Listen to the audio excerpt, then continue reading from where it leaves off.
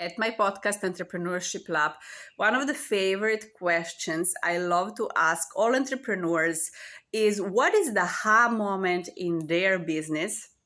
What is something that they wish they knew earlier that could bring them results? And I remember very well a couple of years ago when I started consulting and coaching and I was trying to get clients. Aha moment for me was simply that I have to reach to more people.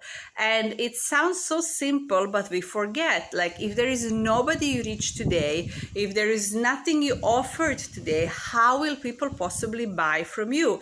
It's that simple. So that's when I started cold outreach on LinkedIn. I started events. I started connecting with people.